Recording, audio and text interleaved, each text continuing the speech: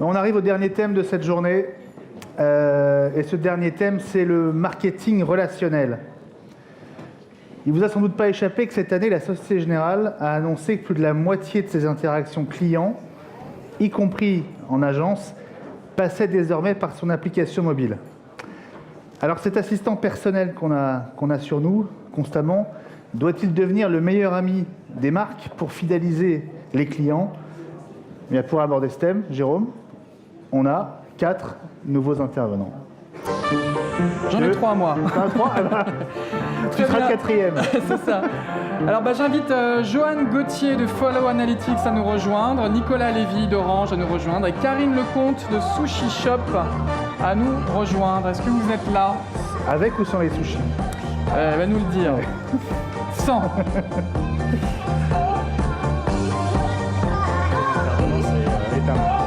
Il est là? Bonjour. Alors, Jérôme. Oui. On a une petite demi-heure. Bonjour. Et ton 4e intervenant est bien là. Et il est bien là. C'est Thomas bonjour. de Salien. Merci. Du groupe Etam. Eh oui, effectivement, Thomas. Excusez-moi, Thomas, je vous avais oublié. Et vous n'aviez pas répondu à mon email. C'est peut-être pour ça que je vous ai oublié. Vous voyez, c'est un peu de votre faute. Alors ce matin, on nous a expliqué c'est qui nous parlait de ça, que le mobile, on trompait tous notre femme avec notre mobile. Mais on va quand même essayer de parler un peu de fidélité. Vous n'étiez pas là, effectivement, vous n'avez peut-être pas entendu la blague. Mais on va essayer de parler de fidélité, de fidélisation, surtout du mobile comme un outil pour mieux comprendre son consommateur et enrichir son CRM. Peut-être avant ça, on va se présenter rapidement. Qui veut commencer peut-être du coup Du coup, je vais commencer. Thomas. Alors Thomas de Salien, vous êtes responsable du DSI d'Etam. Alors non, je suis responsable digital. Digital, pardon. Déjà, les termes ont changé. Pour la marque 1, 2, 3. Donc au sein du groupe Etam, il y a plusieurs enseignes. Il y a évidemment Etam, il y a la marque 1, 2, 3 également, de prêt-à-porter féminin, et il y a aussi Undies, qui évolue sur le marché de la lingerie, tout comme Etam. Vous avez un beau métier. On essaye. Très bien, vous nous parlerez dans un instant de ce que vous faites en matière de fidélisation client. À votre gauche, Karine Lecomte. Bonjour, donc vous êtes directrice marketing et communication de Sushi Shop. J'imagine que vous vendez des repas japonais. Alors plus que vendre, on les produit puisque tous nos sushis sont faits sur place, à la demande. Donc c'est la raison pour laquelle j'en ai pas apporté. Donc la société a été fondée il y a 17 ans par 2 jeunes étudiants à l'époque. Et c'était vraiment un concept disruptif dans la mesure où, à l'époque, il n'existait pas de sushis californiens. Et nous, on est sur les sushis californiens. Donc on a fait découvrir aux Français les sushis californiens. Et l'autre disruption, à l'époque, il n'y avait pas tous ces acteurs comme Deliveroo, Foodora. Donc on a proposé la livraison de sushis, puisque si on se remémore, il y a 17 ans, à part les pizzas américaines, c'était difficile de se faire livrer autre chose. Donc 2 vraiment innovations fortes au cœur du concept. Et on se définit chez Sushi Shop à la fois comme une société traditionnelle, puisqu'on est dans le milieu de la restauration, de ce qu'on appelle le fast casual. Ouais. Donc on est entre le fast-food et la restauration à table. Et on se définit aussi comme un e-commerçant, puisqu'aujourd'hui, le CA fait sur le digital, c'est plus de 45%. Et 50% du trafic est fait sur le mobile. Très bien. À votre gauche, Nicolas Lévy. Donc, bonjour, vous êtes directeur marketing, paiement et services financiers mobiles chez Orange. Je ne me suis pas trompé. Non. Alors, Orange, on peut le présenter en quelques chiffres pour qu'on prenne la mesure de la taille de votre groupe. En quelques chiffres, je ne ferai pas la gageure de dire qu'on est un opérateur telco en France et dans le monde. Donc en France, on a un chiffre d'affaires de 19 milliards, on a à peu près 25 millions de clients sur le mobile et à peu près autant sur le broadband et le fixe. Donc on est le premier acteur de France et effectivement au cœur de l'ensemble des discussions que vous avez eues probablement dans la journée et qu'on aura aujourd'hui et cet après-midi. Forcément, à la fois en tant que marque, en tant que prestataire de solutions, et puis même en tant que fournisseur de solutions financières, puisque c'est aussi à ce titre que je suis là. Et à votre gauche, Johan Gauthier, bonjour. Alors vous êtes VP Sales and Customer Success chez Follow Analytics, partenaire du forum. Alors c'est Follow Analytics avec un O, Follow. J'ai dit quoi ? Follow. Follow, pardon pour mon accent. Donc vous êtes partenaire du forum et vous, votre métier, c'est éditer des solutions de marketing automation. Nous, on est un éditeur de software présent dans le mobile marketing automation. Nous, on a une conviction, c'est que le meilleur niveau d'engagement vient du meilleur niveau de service Et le meilleur niveau de service, c'est la contextualisation, la personnalisation. Et puis on a 2 caractéristiques. La première, c'est qu'on est les Français de l'étape qui se développeront aux États-Unis, avec un bureau qui a été ouvert il y a 2 ans maintenant, et des levées de fonds avec des investisseurs américains. On sort d'une levée de fonds de 10 millions de dollars qui est fait avec des acteurs qui sont importants pour nous, pas tant pour ce qu'ils apportent, enfin évidemment pour ce qu'ils apportent au niveau financier, mais également pour les connexions qu'ils nous font. Donc on retrouve Marc Benioff, on retrouve Salesforce, SAP Ventures, et ça nous permet d'outiller notre deuxième caractéristique qui est l'intégration au CRM de nos clients ou au système d'information pour aller trouver cette contextualisation au croisement de la data entre le mobile et les autres canaux. Très bien. Alors Thomas, donc on le disait, le mobile aujourd'hui est un outil de fidélisation. Qu'est-ce que vous faites au sein de votre groupe et dans les différentes marques? Est-ce que vous avez des stratégies différentes selon les marques? Expliquez-nous. Alors, on a des stratégies différentes selon les marques parce que la cible selon les marques n'est pas la même. Si je prends le cas de Undies, ils ont une cible qui est beaucoup plus jeune que celle de 1, 2, 3. 1, 2, 3, on est sur une cible qui a entre 35 et 60 ans, on va dire. Notre cœur de cible est là, alors qu'un Undies va plutôt avoir une adolescente. Donc forcément, l'appétence mobile n'est pas la même, l'attente du mobile n'est pas la même non plus. Donc chaque marque définit sa stratégie pour appréhender au mieux ce canal qui ne fait que grimper chez tous. La différence entre nos enseignes, c'est que le taux de conversion, parce que nous c'est vraiment purement commercial, le taux de conversion va être différent et va avoir tendance à être plus faible sur une cliente qui est plus âgée que sur une plus jeune, au niveau de l'habitude de consommation. Alors ça c'est sur la partie achat, oui. Sur la partie fidélisation. Alors sur la partie fidélisation, il y a une stratégie qu'on est en train de mettre en place côté 1, 2, 3. On avait plusieurs, en fait la stratégie est née de plusieurs contraintes. La première c'est qu'on n'avait pas d'app. Donc du coup, on a commencé à faire une réflexion, nous faut-il une app ou pas? Et on a fait un peu le tour du marché pour voir si on pouvait s'appuyer sur une qui était existante. Et c'est là qu'on a rencontré une société qui s'appelle Feedme, qui permet aux mobinautes de dématérialiser leur carte de feed. Et après quelques études, on s'est rendu compte que dès que les enseignes essayaient de faire une appli de feed dédiée, alors déjà, il fallait la faire télécharger, ce qui n'était pas toujours gagné, mais le taux d'utilisation était très faible.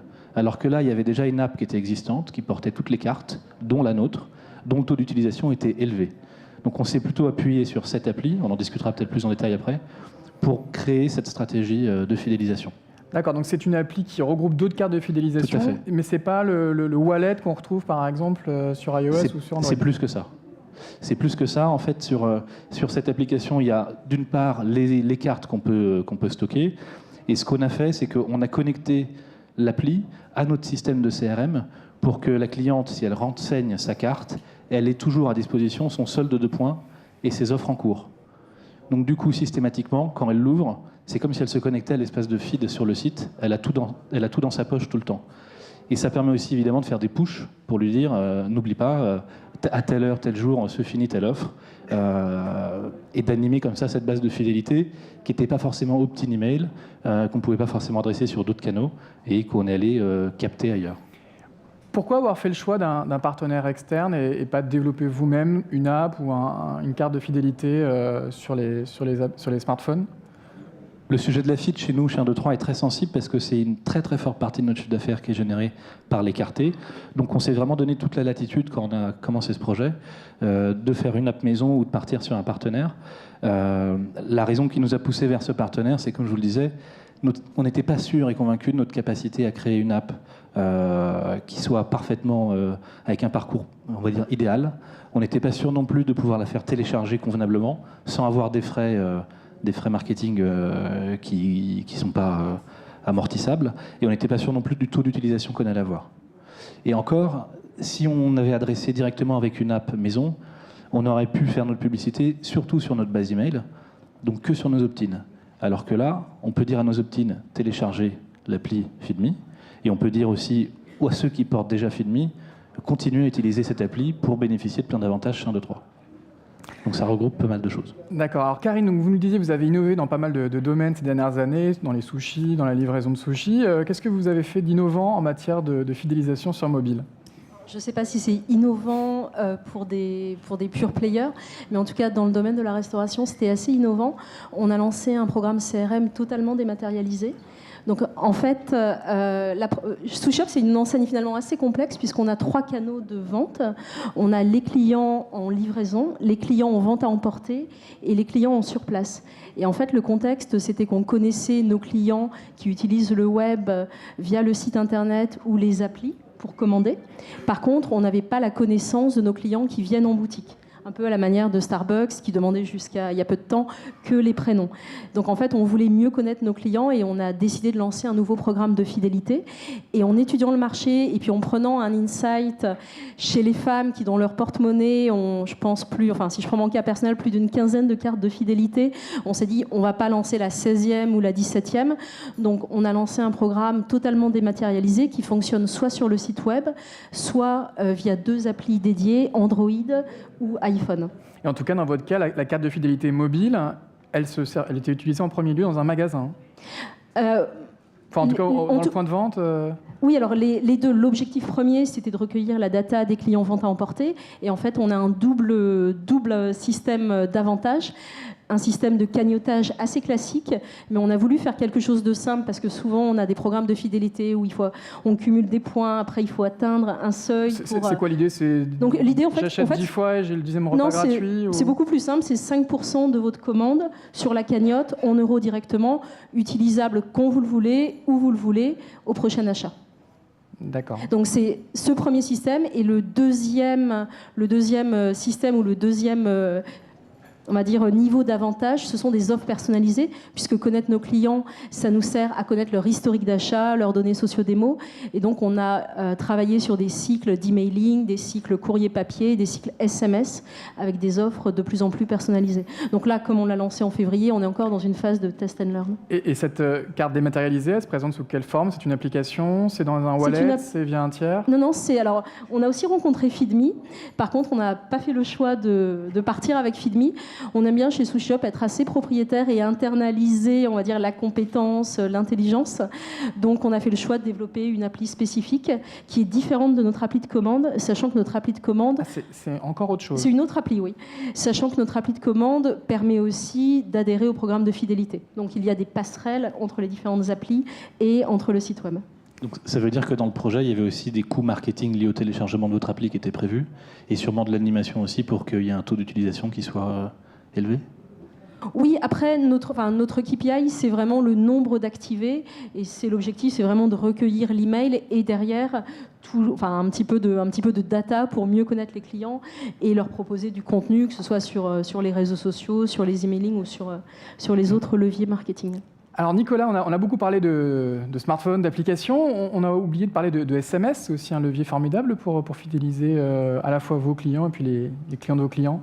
Oui, tout à fait. Oui, je pense que depuis que le mobile existe, c'est-à-dire en 95-96, je pense que tout le monde a dû se dire dans 6 mois, de toute façon, les SMS, ou ça ne marchera pas, ou c'est mort, ou plus personne ne les utilisera. Bon, 20 ans après, on voit que ça reste une utilisation absolument massive. Et en plus, un outil effectivement extrêmement utile de fidélisation pour les marques qui veulent toucher leurs clients. Donc nous, notre boulot, c'est d'acheminer ce SMS dans de bonnes conditions, tout en contrôlant la qualité de la manière dont c'est acheminé vers le client. Et de vérifier du coup qu'il l'ouvre bien, qu'il l'a bien eu au bon moment, etc. Et on fait encore, là cette année, on aura acheminé 1 milliard de SMS publicitaires à travers nos plateformes. Donc c'est encore extrêmement puissant en termes de fidélisation, en termes de satisfaction client et en termes de satisfaction des marques, parce qu'autant le WhatsApp, les notifications, etc., on n'est pas certain de les regarder, autant les SMS, il y a un taux de lecture qui est encore extrêmement élevé. Et qu'est-ce qu'on fait concrètement d'innovant? On remercie un client d'avoir acheté quelque chose, on lui pousse une promotion, on lui pour pousse des bons nouvel plans, achat. on lui pousse de la fidélisation, on l'informe d'une nouvelle offre, d'une innovation. Donc tout ce qui rentre dans le CRM d'une entreprise, le canal SMS, bon, avec ses contraintes et ses restrictions qui sont que voilà, il n'y a que 160 caractères, ça reste extrêmement puissant parce que c'est lu et reçu par le client. À cela, cette année, on a développé une offre qui s'appelle Géoprésence Et on vend, au-delà même de l'acheminement du SMS, la capacité à localiser les gens. Donc à dire à une marque, par exemple, prenons Sushi Shop ou Etam, et on va dire, la personne, on est capable de vous identifier, de vous prévenir quand la personne arrive à moins de 20 mètres, à moins de 200 mètres de votre boutique. Et puis, on est capable de vous acheminer le SMS publicitaire que vous aurez voulu. Et là, c'est extrêmement efficace parce qu'on est capable de dire, Sushi Shop va être capable de dire, voilà, 10% ou 6 sushis offerts si vous les prenez ce midi en fonction du taux d'équipement, du remplissage des restaurants, etc. Donc tout bien aggloméré, ça reste, le SMS reste, et la géolocalisation des SMS sont plus que jamais un outil extrêmement utile pour le CRM mobile. Puis avec en plus la capacité d'adresser 100% du parc de téléphone portable, ce qui n'est pas toujours le cas avec une application. Nous, 35% en tout cas. Enfin, oui, chez vous, mais en tout cas, le SMS reste une ouais. technologie, effectivement. Tout à fait. Mais c'est 100% du parc mobile. Très largement diffusé. Chez Fano Analytics, comment vous appréhendez cette problématique de la fidélisation client? Alors, vous avez un spectre un peu plus large que ça, mais c'est quoi les best practices selon vous? Alors, on a un spectre à la fois plus large et à la fois très orienté sur le mobile. Donc, nous, notre métier d'origine, c'est vraiment de comprendre ce qui se passe à l'intérieur de la session mobile, les produits, les services qui sont le plus consultés. Et encore une fois, notre vision, c'est que ça prend du sens vraiment quand on vient croiser cette data avec le reste. Nos clients bancaires, par exemple, sont toujours extrêmement excités de savoir que quand M. Gauthier, dans son application bancaire, a consulté ses comptes, certes, mais derrière a commencé à jouer avec de la simulation de crédit immobilier, c'est plutôt sympa en termes de connaissances clients, surtout à l'heure où nous tous, on fréquente de moins en moins notre agence bancaire.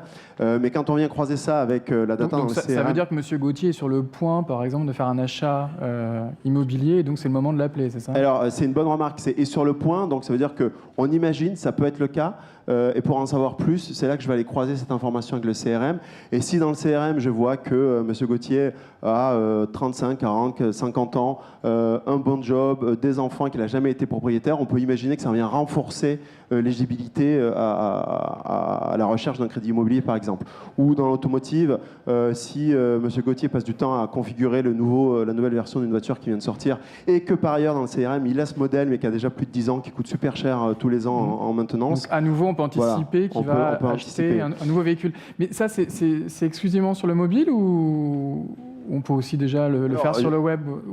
L'application offre on peut bien sûr le faire sur le web. En identifiant le mobinote. Et il faut le faire sur le web. Ce qu'on constate tout de même, et c'est là toute notre raison d'être, c'est que la proximité et l'intimité qu'on a avec notre mobile est quand même plus forte que sur le web. Quand je vais sur mes comptes sur le web ou sur un site web, je ferme ma session. Si dans les 5 secondes j'ai oublié de regarder quelque chose, j'y retourne, je retrouve l'information. Quand je fais le choix d'installer une application mobile sur mon iPhone, sur mon smartphone, je fais le choix d'abord parmi d'autres applications mobiles parce que la place n'est pas. Donc je fais un choix qui est fort, c'est de faire entrer la marque chez moi. Et donc je donne l'opportunité à la marque d'être présent dans ma chambre avec une étagère, à elle de venir animer et si je désinstalle, je ne vais pas réinstaller 5 minutes après l'application pour sûr. On perd le client de manière beaucoup plus forte. Voilà. Donc il y a des droits et des devoirs sur le mobile qui ne sont pas les mêmes que sur le web. On n'a pas encore parlé de notification. C'est un outil puissant pour la fidélisation, pour les gens qui ont installé l'application. J'imagine que vous travaillez sur cette technologie-là. Bon, alors nous, évidemment, on en est convaincus parce que c'est notre raison d'être. Nous, on utilise l'ensemble de ces datas dont je vous ai parlé pour aller faire des notifications qui sont personnalisées et contextualisées.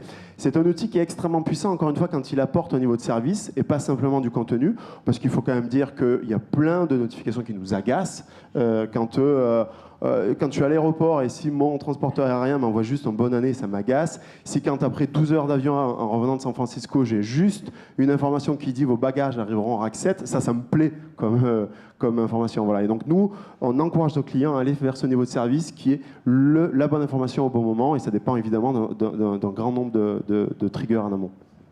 Quelqu'un veut réagir sur les notifications chez Etam ou commencer ce qui a aussi motivé notre choix chez Feedme, c'était justement le côté notification. En fait, on s'est dit, la notification, c'est très bien, mais faut-il encore que les gens aient accepté de les recevoir? Il faut qu'ils les lisent, et il faut avoir un discours et quelque chose d'intéressant à dire. Donc on s'est penché sur ce problème, et évidemment, chez 1, 2, 3, on a un réseau de magasins qui est très fort, et on met la cliente vraiment au cœur de notre dispositif. En partant de ce constat, on s'est dit qu'on allait coupler Feedme avec une solution de beacon qu'on allait mettre en magasin. et qui permettrait de détecter quand une cliente porteuse de carte de fidélité franchit le pas de la porte du magasin 1, 2, 3, on avait la possibilité de lui envoyer une notification via l'appli. En partant du principe qu'il faut toujours avoir quelque chose à dire ou pas, on s'est dit, attention, soyons prudents. Si on pouvait tourner l'outil différemment, comment est-ce qu'on ferait ? Et à partir de là, on s'est dit, en fait, le push, on ne va pas l'envoyer à la cliente, mais on va l'envoyer à l'hôtesse de vente. Les hôtesses de vente ont des iPads, et du coup, pour réserver un meilleur accueil et le plus personnalisé possible, ce n'est pas la cliente qui reçoit un push, mais c'est l'hôtesse de vente. Et du coup, quand la cliente rentre dans le magasin, si elle vient se présenter, en un clic sur son iPad, on a accès à toute la fiche CRM et on sait ce qu'elle a acheté, on sait ce qu'elle aime, on connaît sa taille, ses préférences et aussi où est-ce qu'elle en est dans le programme de fidélité. Ça fonctionne pour de vrai ? Ça fonctionne pour de vrai. Oui, on l'a mis en pilote avec le soutien de Feedme sur 10 magasins. Alors, il y a toujours évidemment la mise en place, la découverte. Est-ce que c'est un outil qui va être... c'est super cool, mais est-ce que ça va fonctionner ? Est-ce que ça va nous faire de chiffres ? Donc ça, la réponse pour l'instant, ça semble être oui. Et après, il faut aussi que les équipes en magasin l'adoptent et que ça devienne aussi un réflexe et que la cliente comprenne bien que c'est pour améliorer le taux de service et pour améliorer l'accueil. Et la cliente est surprise qu'elle soit, j'imagine, qu'elle soit accueillie par son prénom et qu'on connaisse son historique. En fait, on est sur un modèle vraiment de boutique chez 1, 2, 3. Donc le personnel de vente connaît déjà bien ses clientes. Donc non, la cliente n'est pas surprise. Mais par contre, à chaque fois, quand la cliente se présentait jusque-là, la première chose qu'il fallait faire, c'était « Attendez un instant, je regarde sur mon outil. Oui, en effet, vous avez tant de points et tout ça. » Donc là, maintenant, elle sait combien elle a de points grâce à l'appli. Et en plus de ça, en un clic, l'hôtesse de vente a toutes les infos. Donc le push, on l'a traité différemment, justement par cette crainte de devoir dire juste « bonne année ». Et donc c'est le virage qu'on a essayé de prendre et qu'on essaie de prendre. Et là, on le développe et on le déploie sur l'ensemble du réseau. Karine, comment vous utilisez les notifications et c'est quoi votre vision du futur dans vos métiers ? Alors, nous, on a une approche assez différente. Alors, on essaie plutôt de raisonner en écosystème de la relation client plutôt que canal par canal. C'est ce qu'on disait, je pense, tout au long de la journée. Ne raisonnons pas par silo, mais ayons une vision globale, décloisonnons. Et moi, c'est ce que je fais avec mon équipe. On essaie vraiment de réfléchir au cycle de contact en se disant, par rapport à tel segment de client, il va recevoir tel emailing, parfois tel courrier papier, parce que c'est un peu ma vision de dire, on pense beaucoup online, mais n'oublions pas le offline, la puissance du offline. On a obtenu des très bons ROI sur des envois de courrier papier, bien meilleurs que certaines campagnes digitales. Donc voilà, n'oublions pas ça, même si le coût unitaire peut paraître plus élevé, ça peut être plus héroïste au final. Donc voilà, on réfléchit à l'écosystème. Alors, on a privilégié jusqu'à présent l'emailing aussi parce qu'on est une marque plutôt positionnée premium, de ne pas avoir une pression marketing trop forte. Voilà, on est prudent par rapport au côté intrusif, au côté je bétonne en emailing, etc. Donc l'emailing fonctionne très bien. On a des taux d'ouverture parfois de plus de 50%. Et les SMS, on est aussi très très content. Et on est aussi... Nicolas est ravi. On ne travaille pas avec Orange spécifiquement, mais on est très content du SMS en général. Et ce qui est intéressant, c'est que nous, on se positionne aussi comme une marque, donc comme je le disais, premium. Donc on n'aime pas trop tout ce qui est promo. Et on a aussi des très bons taux d'efficacité sur des SMS informationnels du type « la nouvelle carte Sushi Shop est arrivée ». C'est l'un de nos SMS qui a un impact business le plus fort, alors que pourtant il n'y a pas d'offres, de promos, de code coupon associés. D'accord. Justement, et les push, on y travaille aussi. On réfléchit à deux types de push. Les push serviciels, en effet, pour améliorer l'expérience client, réduire parfois le délai de livraison qui peut être perçu comme un petit peu long. Et puis les push plus promotionnels, mais on ira aussi de façon progressive en test and learn pour éviter d'être trop intrusif.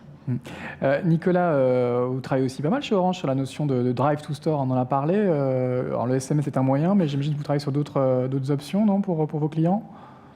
L'autre option dont je parlais, c'est la géoprésence. C'est effectivement d'utiliser la donnée de localisation qu'on possède à travers notre réseau pour offrir des solutions plutôt innovantes justement aux marques. Donc être capable de remplir un restaurant parce qu'il est vide, être capable de pousser des invendus parce qu'on sait que les gens passent à ce moment-là dans la rue ou c'est à côté de chez eux, ça a une vraie puissance. Vous seriez en mesure, par exemple, de fournir à Etam un SMS pour notifier l'hôtesse, pour lui indiquer qu'une cliente est à proximité On signe. Ah oui, bien sûr, on est capable de le faire. L'offre est lancée. et à tel point qu'on l'utilise aussi dans notre propre offre de paiement qui s'appelle Orange Cash, qu'on a lancé il y a peu de temps. Et qui dont on est partenaire. Dont vous êtes. On a fait une super campagne de com ensemble. Et on rappelle que c'est un des grands développements stratégiques d'Orange, hein, ce virage vers le paiement dans les prochains mois. Et donc là, on l'imagine aussi totalement nativement à travers les bons plans. C'est une application qui fait du CRM mobile natif. C'est-à-dire ça va être du bon plan, ça va être de la localisation de bons plans, ça va être donner des outils justement de connaissance de nos clients aux marques et aux tiers qui seront extrêmement puissants et qui donneront justement aux marques des nouvelles capacités de comprendre leurs clients et de mieux cibler la manière dont ils leur parlent aussi. Johan, on parlait cet après-midi d'importance du moment. Ça fait aussi référence à ce qu'on appelle le trigger marketing. Hein. Donc c'est vraiment ça le sujet aujourd'hui. Pour avoir une bonne fidélisation client, il faut savoir lui parler au bon moment avec le bon message. Oui, absolument. Alors évidemment, dans une approche très servicielle, c'est en fait un élément qui devient même plus important, mais qui est le cœur du dispositif. Quand on a un client assureur, par exemple, qui décide d'apporter justement ce niveau de service dont on parle, en disant mais tiens, je vais vous fournir des objets connectés qui permettent de mesurer température de vos frigos ou plaques ou ouverture de vos portes et fenêtres. Et quand on vient géolocaliser ou quand on vient apporter une météo data qui dit vous quittez votre domicile, on est vendredi soir et vous avez une porte ouverte, on est vraiment dans la notion effectivement de moment et d'importance du moment. Et pour revenir un instant sur la géolocalisation et pour aller au bout du use case dont je parlais tout à l'heure, si j'ai passé du temps comme ça dans mon application mobile à configurer par exemple un nouveau véhicule, je m'aperçois que je suis peut-être en tant que marketeur, la bonne personne, la bonne cible. Évidemment, si en plus je peux faire le bon push notification ou même le bon SMS en passant devant le concessionnaire en disant hey, la voiture que tu configures et qui te fait rêver, elle est là, tu devrais rentrer et t'asseoir à l'intérieur, on est quand même sur des taux de transformation nettement plus élevés. En tout cas, ça impose d'unifier les CRM. Absolument. Et de sortir de cette logique du CEO, sinon ça ne fonctionne pas tout complètement. Ça. Très bien. Un mot de conclusion, peut-être tous les quatre. Aujourd'hui, c'est le thème du mobile à l'heure de vérité. Alors, levez la main, dites toute la vérité. Chez Etam, ça serait quoi donc la best practice à partager, la chose à retenir de votre expérience en matière de fidélisation sur mobile? Alors le champ des possibles est super large. Il y a plein de technos aujourd'hui, il y a plein de gens dans cette salle qui peuvent fournir des technos qui sont incroyables. Après, la vraie question, très terre à terre, c'est OK, il y a plein de projets cool, mais il faut que ça marche. Et moi, mon conseil, c'est de dire, on peut faire plein de choses, mais soyons prudents. Le but, c'est quand même l'expérience du client. Le but, c'est quand même qu'il transforme, qu'il rentre chez lui, qu'il dise, j'étais chez 1, 2, 3, c'était top. Et entre le projet du marketeur, qui est super fier de lui, et vraiment la réalité du terrain, du client qui reçoit son push, son SMS, il y a quand même un monde. Donc, le best practice chez moi, ce serait plutôt de dire, soyons prudents, faisons les choses calmement et ne pas courir dans tous les sens. Parce qu'il y a une nouvelle techno qui arrive, il faut impérativement aller dessus. Voilà. Très bien. Et pour Noël, une bonne idée cadeau? Une bonne idée cadeau, bien sûr. Vous pouvez aller sur le site d'1, 2, 3. Il y a pas mal d'offres en ce moment. Une commande sur 10 est remboursée, donc faites-vous plaisir. Très bien. Voilà. Merci. Sushi Shop également, si on devait retenir une chose de votre expérience en matière de fidélisation mobile. Alors, moi, je dirais, alors c'est peut-être un peu anticonformiste, mais je dirais peut-être qu'il faut se dire qu'il n'y a pas de best practice, en fait, parce que je pense que la technologie, le digital évolue tellement vite aujourd'hui que c'est pas parce que chez Etam, les push je sais pas comment vous les appelez, les hôtesses, c'est ça, au personnel de magasin fonctionnent, que ça va marcher chez Sushi Shop. Je pense qu'il faut revenir aux basiques, bien connaître sa marque, sa plateforme de marque, la promesse vis-à-vis de nos clients, et ensuite définir les bons outils, les bons canaux qui sont pertinents par rapport aux objectifs marketing. Et moi, alors j'ai un cadeau de Noël, ce ne sera pas le 24 décembre, c'est mercredi 9 décembre. En fait, on fait une grosse opération virale sur les réseaux sociaux. Enfin, on espère qu'elle sera grosse et virale. Donc, je vous invite à nous suivre sur Twitter, Facebook. C'est plutôt quelque chose d'assez innovant. Très bien. Notre agence de pub dit que c'est un ovni, donc on verra s'il va Puis si vous avez un petit creux ce soir, n'hésitez pas à acheter des sushis chez Sushi Shop. Sachant que vous pouvez commander jusqu'à 7 jours en avance, ce qui vous permet d'éviter la queue. Et puis, on communique de plus en plus sur le click and collect aussi. Très bien, merci. Chez Orange également, si on devait retenir une chose de votre intervention, c'est que le SMS, c'est aussi un outil incontournable pour la fidélisation mobile? Oui, que la connaissance du client et la pertinence, lui passer des informations au bon moment, c'est un élément essentiel. Ce qu'on peut aussi retenir de l'expérience d'Orange, mais plus en tant que marque opérateur mobile, c'est que les clients sont contents de nous parler quand ils ont envie de nous parler, mais quand ils n'ont pas envie de nous parler, ils ne sont pas du tout contents de nous parler. Donc l'application de gestion de ses factures et de ses usages telco comme Rangez-moi, c'est la 4e application de France aujourd'hui selon Médiamétrie, et on voit que les utilisateurs sont 75% plus satisfaits et churnent beaucoup moins parce qu'ils règlent une partie de leurs problèmes eux-mêmes. Donc le CRM digital, c'est aussi laisser aux gens la capacité à gérer eux-mêmes la manière dont ils ont envie de parler aux marques. Très bien. Et puis on invite tout le monde à s'abonner chez Orange à Noël, évidemment. Oui, et à payer chez Etam avec Orange Cash, parce qu'il y a un très bon plan. Et oui, et à tester Orange Cash, qui est évidemment aussi... Et chez 1, 2, 3, parce que je bosse chez 1, 2, 3. Et chez 1, 2, 3 aussi. Johan, très rapidement, un mot de conclusion aussi. Fallo Analytics, évidemment, sera là pour accompagner tout le monde sur la filialisation mobile. C'est quoi qu'on peut retenir de votre intervention ? Nous, on répète beaucoup et on martèle le fait que ce qui est important, c'est de remettre l'utilisateur au centre du dispositif et tout devient plus facile. Ce que je veux dire par là, c'est qu'on a une chance énorme, c'est qu'en tant que marketeur, c'est que quand on réfléchit à ce qu'on veut faire passer comme message, on est nous-mêmes des utilisateurs. On a tous des smartphones dès qu'on parle de mobile, donc on sait ce qui peut nous plaire ou pas. Et parfois, on a en face de nous des clients qui sont pleins de bonnes intentions et qui nous disent « j'ai une super idée de push » ou « j'ai une super idée de campagne » et quand on leur dit « t'aimerais recevoir ça ?» Ah non, ça, non, pas moi, merci. Donc, la première des choses à faire, c'est se mettre à la place du client, imaginer une vraie customer journey sur l'ensemble des canaux, comme on l'a dit, et à partir de là, imaginer des use cases qui sont finalement souvent beaucoup plus simples que ce qu'on imagine et qui simplifient également les intégrations qu'on imagine compliquées. Et quand on a fait ce travail de dégrossir, on s'aperçoit qu'en fait, il y a des choses très faciles à mettre en œuvre qui nécessitent simplement quelques intégrations entre les canaux. Voilà. Très bien. Et Fallo Analytics, évidemment, accompagnera les marques qui veulent, exploiter intelligemment. Je vous encourage à participer, si vous aimez les événements de ce type, à nos breakfasts. On anime ça une fois par mois en général. On en a un dernier qui a beaucoup marché autour de l'Apple Watch. Comment intégrer son Apple Watch dans un dispositif digital et notamment le côté disruptif du push sur l'Apple Watch qui peut être très agaçant mais très impliquant. Très bien. En tout cas, un grand merci à tous les quatre pour vos interventions. Benjamin, je crois qu'il est l'heure de conclure. Parfaitement à l'heure. Génial, Jérôme. Merci beaucoup à tous les quatre. Merci.